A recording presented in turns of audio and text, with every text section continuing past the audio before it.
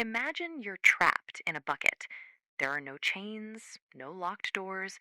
The top is wide open. You start climbing, making your way to the edge.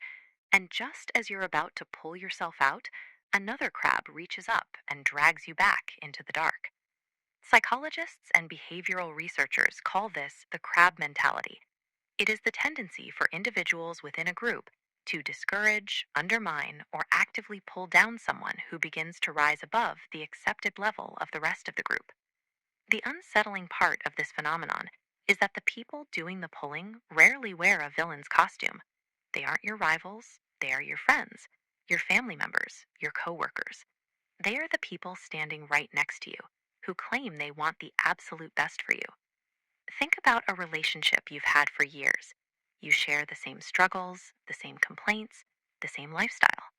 Then one day you decide to change. You wake up earlier. You stop wasting money.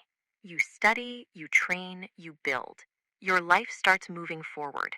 Suddenly, the dynamic shifts. Your success isn't hurting them, yet it makes them deeply uncomfortable. The jokes start. The subtle criticisms begin. This creates a psychological tension. Your personal growth has become a mirror they don't want to look into. We don't judge our own success by an absolute standard. According to social comparison theory, developed by psychologist Leon Festinger, we look around and ask, how am I doing compared to them?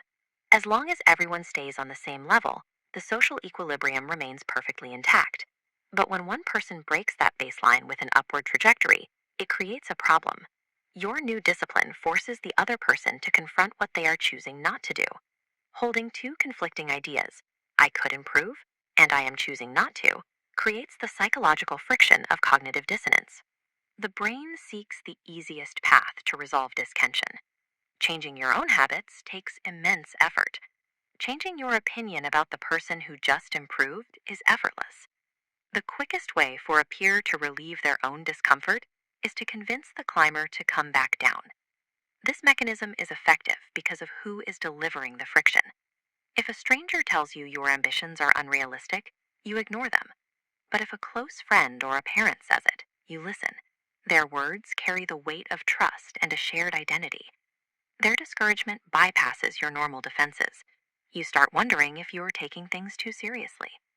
If you hear their discouragement long enough, that external criticism becomes your internal voice of self-doubt. It often starts with a joke. You mention a project you're serious about, and it's immediately treated as a punchline. The humor isn't meant to connect, it's meant to make you feel embarrassed for having ambition. Watch for the public private contradiction. In a group, they may seem supportive, but behind closed doors, they'll lean in and tell you why your effort is a waste. They want to appear helpful while quietly planting the seeds of doubt. Pay close attention to when the concern arrives. When you're stagnant or engaging in destructive behaviors, the relationship is warm. But when you become disciplined, they start worrying you're changing too much or losing your way. Success can also trigger a sudden, unprompted competition. You hit a milestone, and instead of a celebration, you get a shrug. They immediately minimize the achievement or find a way to shift the focus back to their own life. Eventually, your growth begins to feel like a betrayal. You find yourself hiding your goals and shrinking your presence just to keep the peace. You begin to associate your own improvement with a sense of guilt. But we have to distinguish between sabotage and protection. A healthy friend will tell you if your plan is reckless. The difference is the target. One tries to safely guide your progress, the other tries to stop your climb entirely. The trap is complete when you stop because of the weight of the social pressure. They don't have to physically pull you down if they've convinced you to pull yourself down. Once you recognize this behavior, don't fall into the trap of paranoia. Viewing every critique as jealousy turns you into someone obsessed with the bucket rather than your ascent. You end up watching the crabs instead of watching the path. Which raises a question. Look inward for a moment.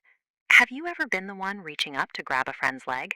Have you minimized someone else's success because their discipline reminded you of your own unfinished goals? Crab mentality is a universal human reflex. It requires constant self-awareness to notice the impulse before it becomes an action that hurts the people you care about. To protect your trajectory, you need a specific playbook. First, stop oversharing. When you broadcast your next move, You soak up premature social rewards before you've done any work. This shifts your daily energy from execution to explanation. Second, quietly curate your environment. You don't need dramatic confrontations. You simply need to reduce access to constant negativity. Place yourself in rooms where discipline and ambition aren't ridiculed, but are treated as the normal baseline. Finally, let your results speak. You can argue with an opinion, but you cannot debate undeniable progress. Just build. Do it for your own growth, not as a message directed at someone else's insecurity. The world will always have people who prefer you stay exactly where you are. You don't escape the cage by fighting every single crab in the dark. You escape the bucket by simply refusing to stop climbing.